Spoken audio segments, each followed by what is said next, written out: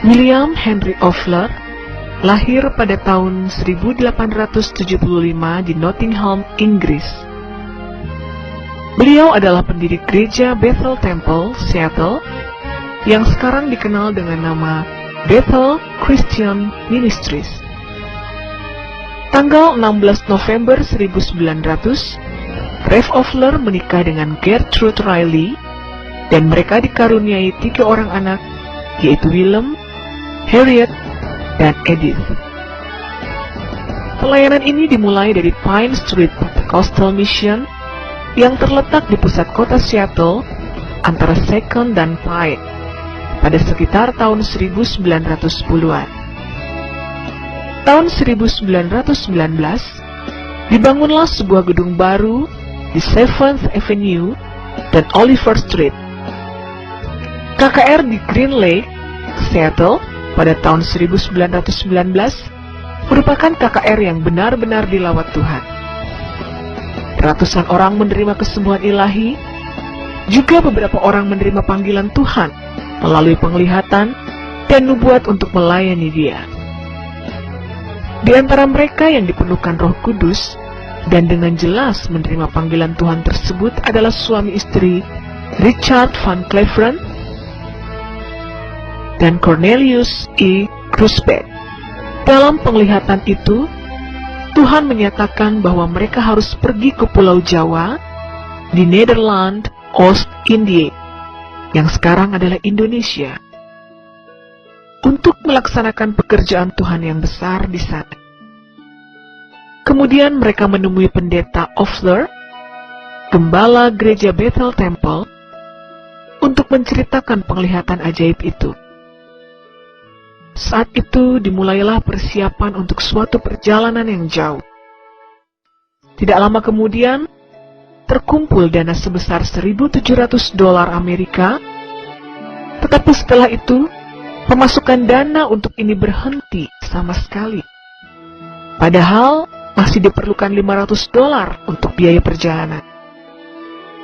Suatu kali, seorang wanita bernama Emily Malkis datang kepada pendeta Ofler dan bersaksi bahwa dia mengalami mujizat dari Tuhan dan sembuh dari tumornya. Kemudian ia memberikan uang $500 dana operasi tumornya untuk pekerjaan misi di Indonesia. Pada tanggal 4 Januari 1921, Richard Dick Van Cleveren dan Cornelius Grusbeck beserta keluarga berangkat dari Seattle menuju Indonesia dengan kapal laut Suamaru ke Yokohama, Osaka, singgah di Cina, lalu ke Pulau Jawa. Tanggal 23 Februari 1921, mereka tiba di Batavia, yang sekarang adalah Jakarta. Dari Jakarta melalui Mojokerto, Surabaya, Banyuwangi, dengan menumpang kapal Varkenboot, mereka tiba di Singaraja, Bali pada bulan Maret 1921. Pemerintah Belanda melarang hamba Tuhan ini menetap dan menginjil di Bali dengan alasan takut merusak kebudayaan asli penduduk Bali. Oleh sebab itulah, menjelang Natal tahun 1922, kedua keluarga ini berangkat ke Surabaya. Kemudian keluarga Van Cleveren melanjutkan perjalanan ke Batavia. Di Surabaya, Rev Cornelius E. Grusbeck berkenalan dengan Nyonya Wisnem yang mempunyai seorang keponakan yang bekerja di BPM Cepu, yaitu F.G. Van Hessel. Bulan Januari 1923, dimulailah kebaktian Pantekosta yang pertama di Deterding Boulevard, Cepu. 30 Maret 1923, diadakan baptisan air pertama di Pasar Sore Cepu bagi 13 orang. Pada tanggal 19 Maret 1923, berdirilah Vereniging de Pinkstergemeente in Nederlands Oost-Indië yang berkedudukan di Bandung dengan ketua Pendeta D.H.W. Winning van Loon dan dilanjutkan oleh Pendeta F.G. van Hessel pada tahun 1930 sampai 1942. Sekolah Alkitab pertama Gereja Pantekosta dibuka oleh penginjil William West Patterson di Surabaya, Jawa Timur, tepatnya pada bulan Januari 1935, dan diberi nama Nederlands Indië Bible Institute, bertempat di Jalan Embong Malang nomor 63, Surabaya.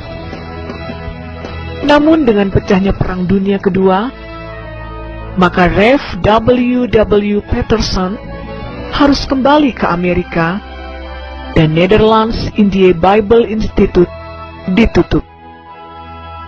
Tanggal 4 Juni 1937, de Pinkstergemeente in Nederlands Oost-Indië diakui sebagai Kerkgenootschap atau badan gereja dalam Beslit nomor 33 Stadblad nomor 368 dengan nama De Pinksterkerk in Nederlands Oost-Indië.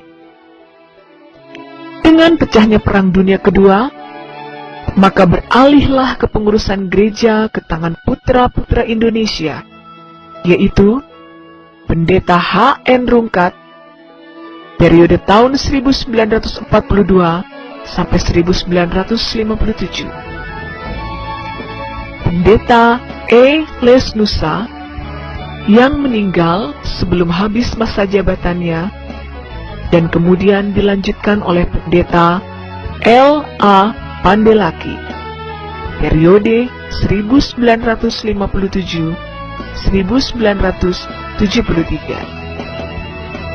Pendeta W.H. Bolang, periode 1973-1980.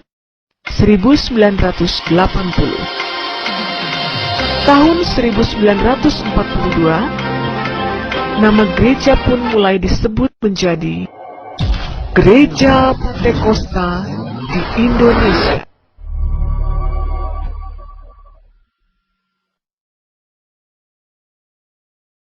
Pada tanggal 9 sampai 12 Januari 1952, dibentuklah majelis daerah untuk mengorganisir perkembangan jemaat di berbagai daerah. Tahun 1980, sistem kepemimpinan disesuaikan dengan ADART yang telah disempurnakan. Dalam munas tersebut, terpilih sebagai ketua umum Pendeta A.H. Mandey. Di penghujung tahun 2003, Bethel Christian Ministry, yang dahulunya bernama Bethel Temple, mengalami suatu perubahan besar dalam kehidupan bergereja mereka, yang hingga kini sudah berjalan sekitar 90 tahun, melayani di downtown Seattle. Melalui kesepakatan bulat dari tua-tua sidang dan Executive Board of Bethel Christian Ministries, mereka akan segera merger dengan The City Church of Kirkland yang digembalai oleh Pastor Wendell dan Ginny Smith. 29 Mei 2005, Pendeta A.H. Mandey dan Pendeta M.D. Wakari mengadakan pertemuan dengan Foursquare Church di Chicago. Dr. Jack Hayford, Presiden Foursquare Church, menyampaikan keputusan bahwa Foursquare menerima GPDI sebagai partner pelayanan. Perkembangan GPDI yang pesat hingga ke seluruh pelosok tanah air tidak lepas dari peran lembaga-lembaga pendidikan Alkitab. Saat ini, GPDI memiliki 26 sekolah Alkitab dan 10 institusi setingkat sekolah tinggi teologi yang ada di seluruh Indonesia. Dari lembaga-lembaga inilah, setiap tahun ribuan pekerja baru diterjunkan dalam ladang Tuhan. Untuk mengkoordinasikan kurang lebih 13.000 sidang jemaat di seluruh provinsi di Indonesia, GPDI membentuk Majelis Pusat sebagai lembaga tertinggi secara nasional dan Majelis Daerah untuk mengkoordinir sidang jemaat di daerah. Majelis daerah GPDI sudah tersebar dari ujung barat sampai ujung timur negara Kesatuan Republik Indonesia. Bahkan, GPDI memiliki beberapa perwakilan setingkat majelis daerah di luar negeri, yaitu East Coast USA, West Coast USA, Australia, Korea Selatan, Jepang, Malaysia, Kanada, Belanda, Singapura, dan Timor Leste. Perbedaan pendapat dalam menjalankan organisasi menyebabkan beberapa perpecahan yang kemudian melahirkan gereja-gereja baru, di mana para pendirinya adalah orang-orang GPDI. Sebagian besar dari kurang lebih 86 sinode gereja anggota persekutuan gereja-gereja Pantekosta Indonesia saat ini berasal dari pohon besar GPDI. Dalam Mubes PGPI 2008 di Jakarta, Pendeta Dr. M. Dewakari dipercayakan memimpin PGPI. GPDI dengan semangat api Pantekosta terus mengabarkan Injil dengan berbagai cara, baik melalui media cetak, televisi, radio, dan KKR-KKR yang ditunjang oleh jemaat-jemaat yang menjadi garam dan terang, membawa kabar Injil ke seluruh Indonesia, bahkan sampai ke luar negeri. Jayalah gereja Pantekosta di Indonesia bagi kemuliaan Tuhan kita, Yesus Kristus. Amin.